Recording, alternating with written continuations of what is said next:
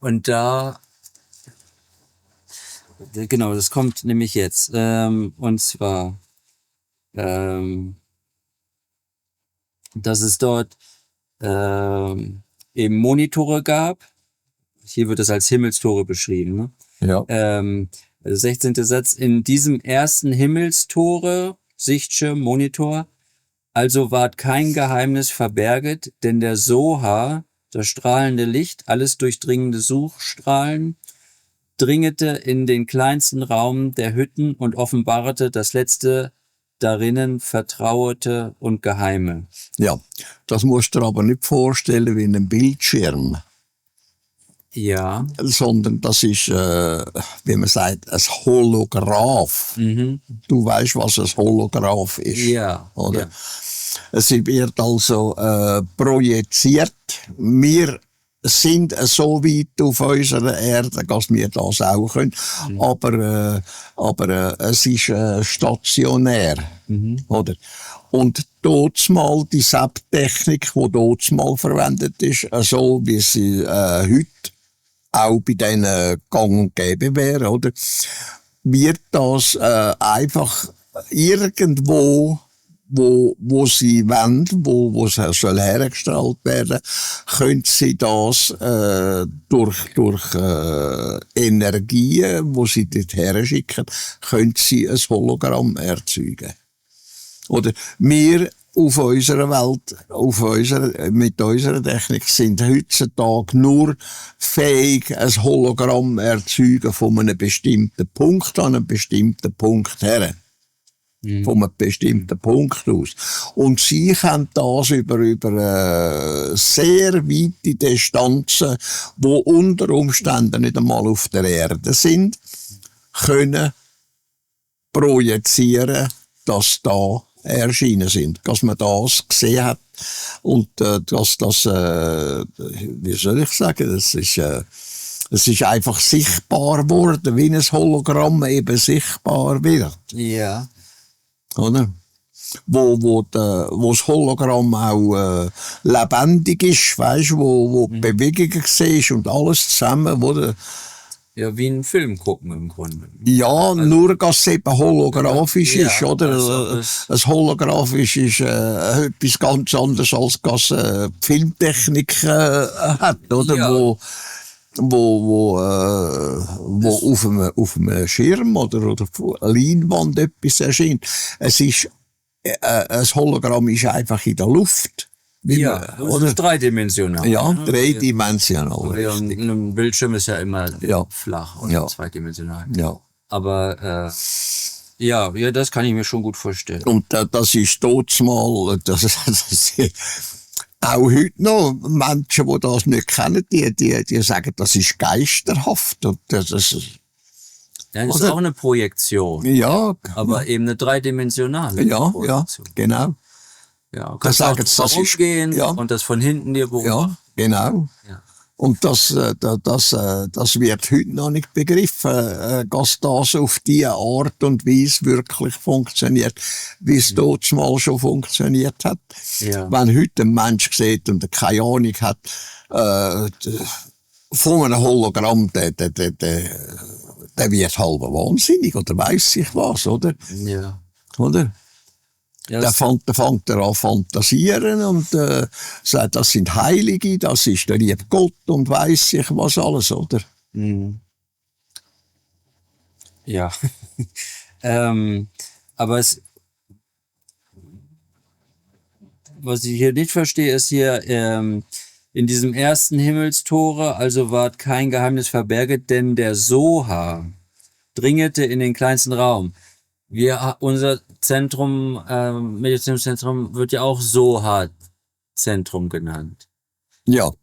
Was, ist das gleiche oder ist das was anderes? Das ist etwas völlig anderes. Okay. Das sind Hologramme, wo wie soll ich dir sagen, wo durchdringend gsi sind durch alle Wände hindurch, wo die Sachen erschienen sind, was hätte sollen erscheinen,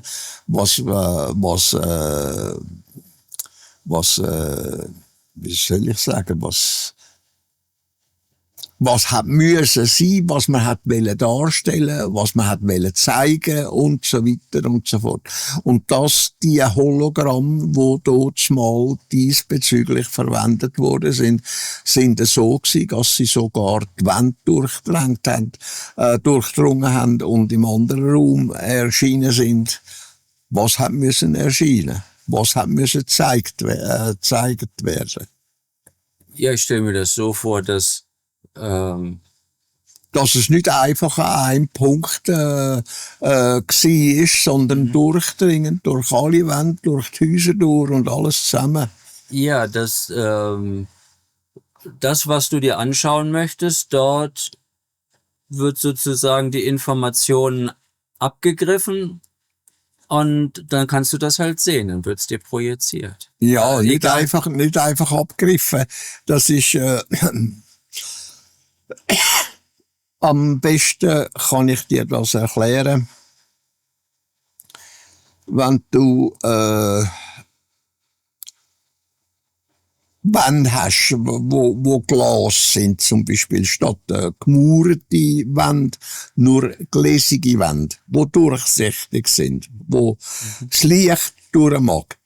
Da kannst du mit Taschenlampe zum Beispiel kannst du durch die Wand durchleuchten und das Licht ist im anderen Raum und wieder im anderen Raum und wieder im anderen Raum.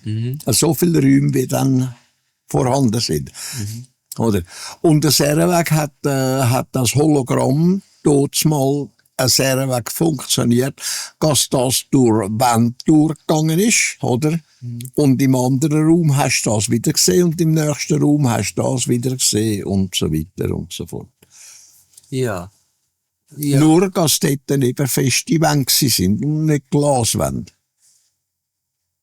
Ja, die Fotos, die du auch da vom Area 51 gemacht hattest, da durch die Wände durch mit Semiramise, das ist ja das Prinzip. Also man konnte durch diese Wand dann durchschauen. Ja, das kennen sie heute noch nicht. Na. Das kennen sie heute noch nicht. Ja. Das Einzige, was du kannst vergleichen, du bist jetzt in dem Raum, du hast da ein Telefon, ein Handy oder ein Telefon, oder? Und allein ein Funktelefon und kannst telefonieren und im nächsten Raum kannst du das abnehmen, kannst reden dort dann oder noch einen Raum weiter und weiss ich wo, oder? Ja.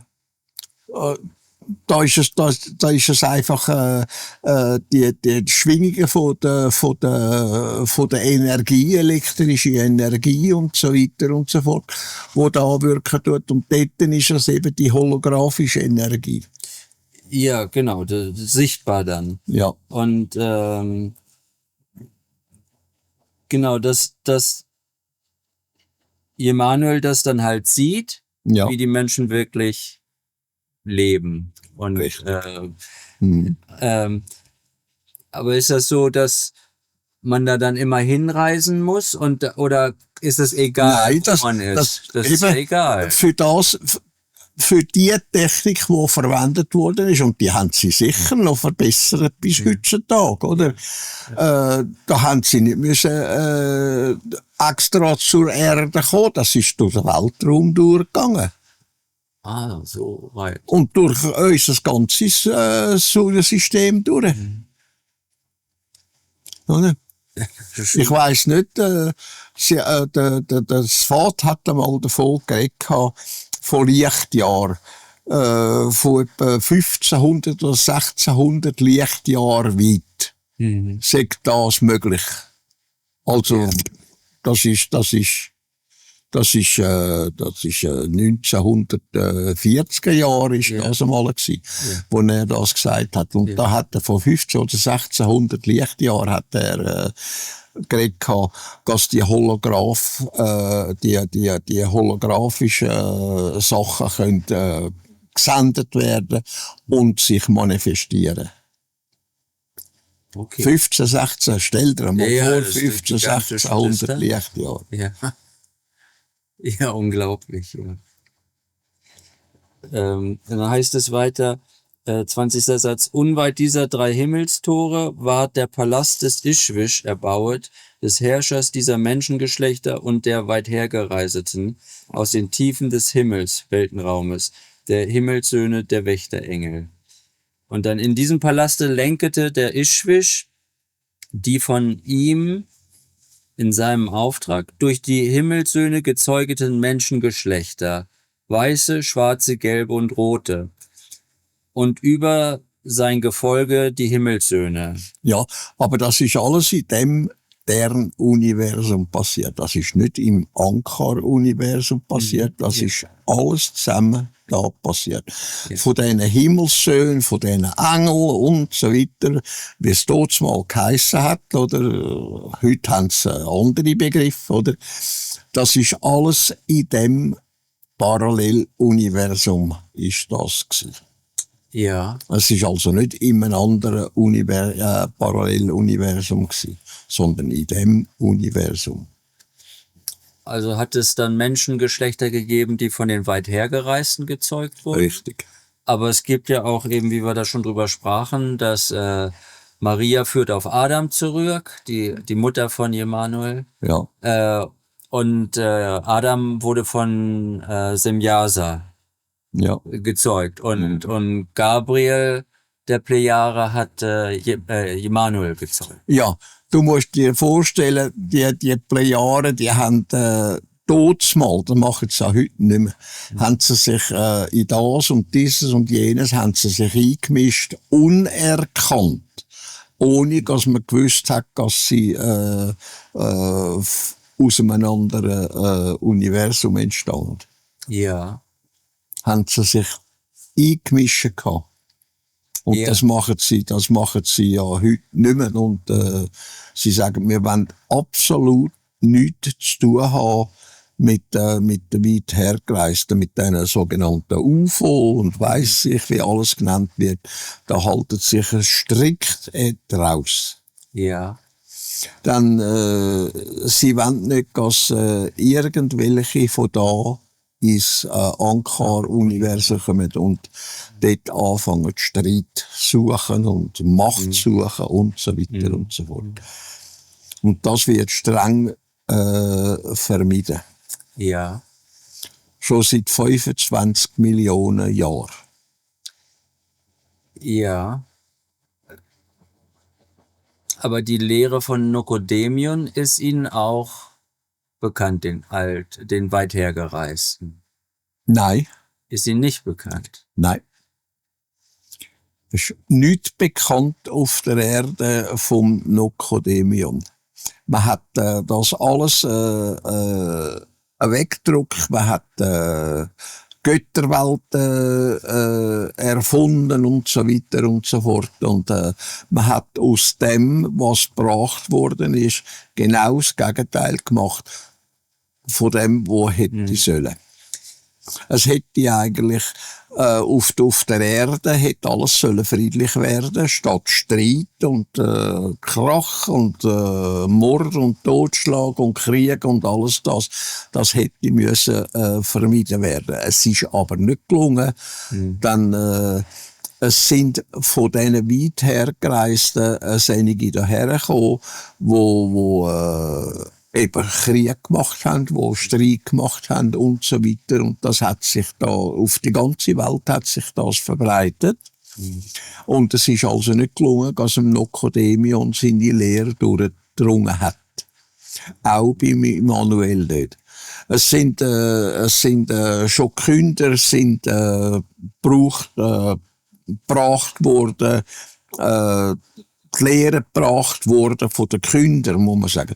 Die Lehre gebracht worden von Kündern, diese und jene und auf der ganzen Welt.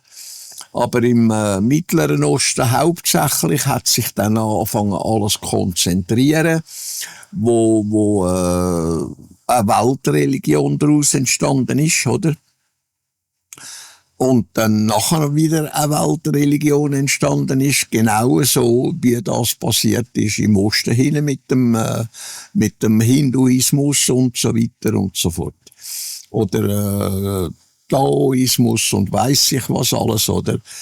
Und das sind einfach verschiedene Gruppierungen gewesen, von weit her gereisten. Die haben das geglaubt, diese glaubt, jenes glaubt und so weiter und so fort. Oder? Und das hat dann schlussendlich auch die verschiedenen Meinungen gegeben und so weiter. Und hat alles schlussendlich immer zu Streit und Hass und Krieg geführt. Ja. Und das ist heute noch so. Und der Kreis will weichen von dem, was bei ihnen falsch ist. Sie wollen das weiterführen. Es besteht praktisch keine grosse Chance, dass das in kurzer Zeit würde durchgreifen. Das geht Jahrzehntausende. Ja. Ja.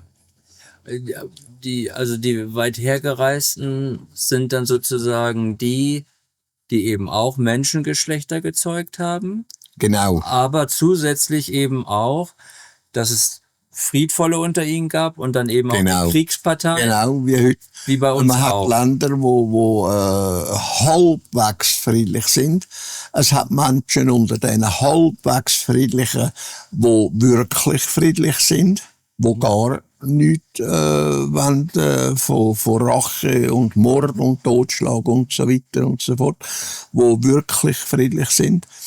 Es hat das einige, wo nichts anderes als Streit wollen, Hass wollen, Krieg wollen, Mord und Totschlag. Oder? Und einzelne Menschen, wo gut können reden, gut können diktieren und indoktrinieren und so weiter und können Völker und sie Völker mitreissen, so wie der Hitler das gemacht hat, oder da nimmst du Zinise, der Lenin oder der Netanyahu oder weiss ich wer, der Dings da in Amerika, der Trump und so weiter und so fort, oder? Da kannst du nichts machen, da kannst du nur reden. Oder? Und hoffen, dass dieses und jenes hängen bleibt, dass beim einen vielleicht schalten tut, dass er überall denken tut, richtig nachdenken tut. Und das wird, was er eigentlich soll, ein wahrer Mensch. Oder? Ja. Aber das ist leider eine Minorität von der Minorität. Oder eine Minorität, die wirklich Frieden will und auf Frieden hinschaffen tut und Frieden halten tut. Auch in sich innen selber. Oder? Und dann die andere Minorität, die halbwegs, weisst, wo zweifelhaft ist, oder? Und dann kommt das Gros von der Menschheit, wo der Charakter sehr weggebildet ist, dass Mord und Totschlag herrscht. Ja. Oder? Und das sind eigentlich die 3 Gruppen, die es gibt auf dieser Welt. Oder? Mhm. Die wirklich Friedlichen, die zwischen Frieden und Krieg, und das sind viele, und dann das Gros von der Menschheit, wo nicht als rachsüchtig ist, wo wir morden für das und dieses und jenes und so weiter und so fort. Ja. Du kannst eigentlich Menschheit auf die 3 Gruppen einteilen. Ja. Oder einteilen. Ja. Denn mit denen Emanuel dann mitgegangen ist, diese 40 Tage, die haben ihn ja schon viel belehrt. Also das muss dann schon eine Gruppierung sein, die den Menschen wohlwollend eingestellt sind gegenüber, ne? Die eben Frieden wollen und dass sie sich entwickeln. Wo es richtig haben wollen, wo aber nicht gelungen ist, aus dem Grund, weil die Erdlinge da sind, und das ist ein Gros von der Erdling, wo eben Mord und Totschlag, nach dem Mord und Totschlag aus ist. Ja, und dann, die sie auch dann wieder bekämpft haben mit dem Befahrt und so weiter. Genau. Ne? Dass sie die im Untergrund wortwörtlich im Untergrund Ja. sich versteckt haben Ja. und Genau. die Menschheit manipuliert haben. Ja. Und da hat eben noch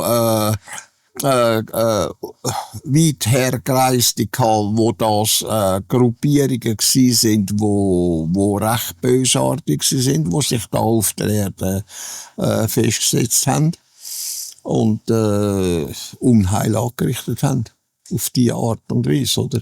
Ja. Und das macht es dann natürlich auch für die weit hergereisten schwierig. Sie wollen ja auch nicht entdeckt werden von Edelfast oder so. Richtig. Genau wie du ja mit Asket da reinschleichen musstest, weil das hätte die ganze Mission ja gefährdet, wenn er entdeckt worden. Genau. Eben, die Seeheini zum Beispiel. Ja. Oder wir haben es einfach die Seeheini genannt, oder? Ja. Das macht es dann schon genauso komplex wie mit unseren Auswärtigen von den Ländern oder so, ne? Mit dem Auswärtigen. Ja, man hat uns ja noch die Sachen haben uns ja noch das Leitwerk da im Remisenhalle, wo wir betoniert haben. Wir haben eine 2 Meter dicke Betonmauer gemacht. Die hat man rausgefibriert, das ist jetzt der Boden. Ja. Stell dir mal vor, 2 Meter dicke Betonmauer. Ja. Also, wie es das Zentrum breit ist, oder? Ja. Hat man rausgefibriert, bis sie abgetaucht ist, versoffen ist. Ja. Und das Bild ist der Boden. 2 Meter Beton. Ja. Stell dir mal das vor. Ja. Ja, da haben sie euch halt, war im Grunde sozusagen Manipulation und eben zu zerstören. Ja. Das zu zerstören. Richtig. Die werden halt auch sehr alt, ne? Nahe unsterblich. Unsterblich aus dem Grund, weil man hat unsterblich gesagt, aus dem Grund, weil sie eben nahezu 1000 Jahre oder 1500 Jahre geworden sind. Da hat es geheißen, unsterblich. Das heisst heute noch. Ja. Wenn einer nur 130-jährig wird, dann heisst es ja, der ist ja unsterblich. Oder? Das ist nicht das gemeinte ewiges Leben, oder? Ja, sondern es ist einfach ein langes Leben, oder? Ja. Und dass der Ischwisch eben uralt ward und von riesenhaftem Wuchs wie die Himmelssöhne. Und wie zum Beispiel derjenige, wo da oben da gesehen worden ist von dem Militärwächter da, wo am Andron begegnet ist, wo da 5,5 Meter gross ist, oder? Ja. Da geht man und ins Wachlokal ab, nimmt Pistolen und verschießt sich. Ja. Und voran hat man das Leid gewerkt, weisst. Sämtliche Tänzli, die ich gesetzt habe da oben, hat er Krut und Fetzen geschnitten. Ja. Und dann ist er eben dem Dings begegnet da oben, am Andron dort. Ja. Weisst du, da war noch ein Wachturm früher da oben. Ach so. Ja. Und da hat er ihnen und der Wächter hat da dort in den Wachturm hin müssen und der andere dort oben gestanden, oder? Ja, und plötzlich steht er vor ihm. Das hat er dann nicht verarbeitet. Hat er nicht verarbeitet und hat sich dann kurz, ein paar Minuten später erschossen. Ja. Ja, hier wird dann nämlich noch weiter beschrieben, dass ihr Angesicht leuchtete wie die Sonne, ihre Augen gleicheten brennenden Fackeln, die Augäpfel waren rot, nicht weiß wie bei den Menschen der Erde, und aus ihrem Munde gehte Feuer hervor, gesprochene Worte der Weisheit und warmer, dampfender Atem. Ja, das musst du nicht bildlich vorstellen. Ja, das ist kein Feuer, sondern... Ja. Das ist, ein Wort hat wie Feuer gewirkt. Die Augen, weisst, geleuchtet, weisst, wie soll ich sagen, weisst, vor Freude oder sonst irgendetwas, oder. Das sagt man auch heute noch. Das sagt man, oder? Ja. Genau dasselbe wird heute noch gebraucht, oder? Ja, du schreibst hier halt da in Klammern, ihr Angesicht leuchtete wie die Sonne, strahlete in Liebe. In Ja, ja, natürlich. Ihre Augen Das gleichen sagst du. brennenden Fackeln. Das sagst du heute noch. Gerade bei Kind. Das hörst du auch im Fernsehen. Es leuchtet, das Gesicht leuchtet wie eine Sonne. Mhm. Weißt du, so gäbig, so freudig, so aufgelöst, freudig. Es leuchtet wie eine Sonne. Das braucht man heute noch. Ja. Also dann kann das schon sein, wenn es da Augenzeugenberichte gibt, das ist dann immer natürlich schwierig zu sagen, wo sie sagen, sie haben eine Person getroffen, die angeblich von irgendwo weit herkommt, aus dem All. Ja, da werden einige Ausdrücke gebraucht. Ja. Und Ja. das dann. Das siehst du auch da, wenn du irgendwann hergehst, oder? Da siehst du auch im Fernsehen. Da wird das und dieses und jenes gesagt. Das ist genau gleich wie damals mal. Ja. Oder? Aber kann dann schon sein, dass es ab und zu dass eben nicht alle Lügner sind, die sagen, sie haben Außerirdischen getroffen. Oder das kann weit hergereist sein. Ja, es sind einfach weit hergereiste, oder? Aber du musst können das definieren, was echt ist und was nicht. Dann, es gibt viele, die wollen einfach im Vordergrund stehen, die wollen, ich bin das, oder, und so weiter, obwohl sie überhaupt nichts gesehen hat. Ja. Oder? Und dann glaubt man es den anderen, oder nimmt es den anderen nicht ab, wo es dann wirklich passiert ist. Ja. Oder? Ja. Ja, ich denke, dass die meisten schon, die lügen. Aber es scheint dann doch auch solche Begegnungen zu geben. Ja, logischerweise. Und das gibt's auch heute. Ja. Oder? Und im Grunde sind dann eben nicht alle von uns, aber eben bestimmte sind sozusagen Nachfahren von ihm. Richtig. Ja. Und dann hat es aber eben sozusagen von nicht so netten, weit hergereisten diese 2 Genmanipulationen vor, ich weiß nicht wie viel 1000 Jahren gegeben, mit dem Aggressionsgen. Ja, genau. Und dem. Das ist auch vor 100.000 Jahren gewesen, oder Millionen von Jahren. Und ich weiss die Zeiträume auch nicht. Ja. Oder? Und dann auch die Begrenzung der Lebensspanne. Genau. Sonst würden wir jetzt die einen sind älter, die anderen sind jünger geworden, die anderen älter geworden und so weiter. Oder genau wie da auf der Erde, da in den verschiedenen Völkern, da wären Menschen älter.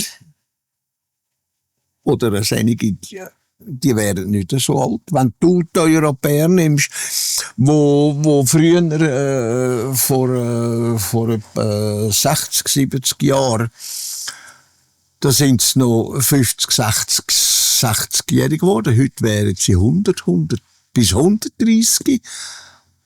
Der älteste, wo da gestorben ist, der ist 130 oder 131 jetzt.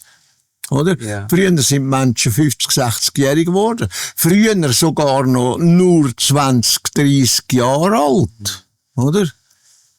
Und da sind sie aber schon alt gewesen, oder? Mit 20, 30 Jahren.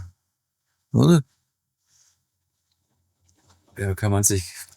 Das kann sich der Mensch, wenn der normale Mensch, der sich nicht befassen tut mit dem, der nicht weiss, was los ist und was war und so weiter, der kann sich das gar nicht vorstellen. Ja. Da kannst nachforschen, kannst schauen, wann sind Menschen so und so alt geworden, was ist der Durchschnitt vom Alter totsmal, was ist es totsmal gewesen, was ist es heute und so weiter und so fort, oder? Ja. Und gegenwärtig, seit etwa 50, 60 Jahren klettert es da bergwärts mit dem Alter der Menschen. Werden älter. Wo's früher 40 Jahre alt geworden sind, das ist schon ein Methusalem-Alter gewesen, Ja, oder? ja.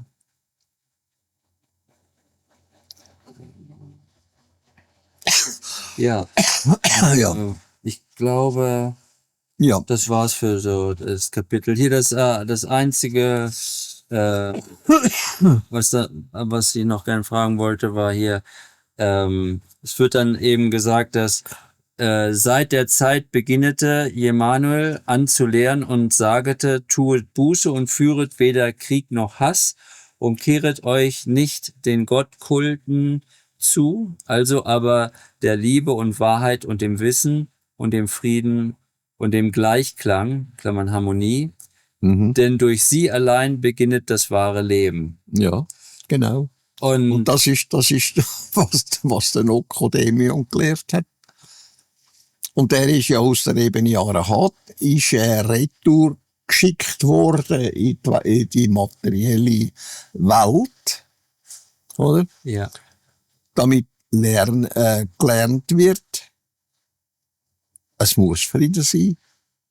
Und dann gibt's Fortschritt. Ohne Frieden gibt's eigentlich keinen Fortschritt. Ja. Dann bleibt immer alles gleich. Mord und Totschlag. ja. Und daran, finde ich, kann man wieder gut sehen, dass eben die Kirche genau die Perversion dieser Lehre ist, egal welche, oder eben überhaupt alle Ja. Gottkulte und alle Sekten und Religionen, weil Ja. zum Beispiel jetzt, es ist offensichtlich, dass das ein Genozid im Gazastreifen ist. Ja. Und du hörst Nichts nichts vom anderes. Papst. Ja. Kein Wort. Ja. Als ob, da schweigt. Ja. Da wird dann immer, Ja. am Anfang Jetzt- des Krieges jetzt wird los- dann noch mal jetzt was los vielleicht der gesagt. Trump, Und der dann, Diktator da ins gleiche Horn wieder Netanyahu. ja, aber ich meine, dass die Kirche dann immer schweigt. Ja. Sie hat ja die Macht, Ja. an die Presse zu treten und zu Ja. sagen, das ist falsch. Oder, ne? Das machen sie aber nicht. Machen sie nicht. Nein. Ne? Weil sie in Wirklichkeit Ja. eben wahrscheinlich mit dran verdienen. Ja, ja, nicht. Ja. Ja. Ja. Und Ja. durch Investitionen. Ja. Und Das ist ja so, leider. genau das Gegenteil von dem. Religion, das ist nichts anderes als ein Geschäft. Ja. Oder? Religiöser Glauben ist ein Geschäft. Ja. Oder? Da wird nicht gedacht, du musst glauben, was ich sage. Mhm. Oder? Ja. Es ist nicht eine Lehre, dass der Mensch etwas lernen tut.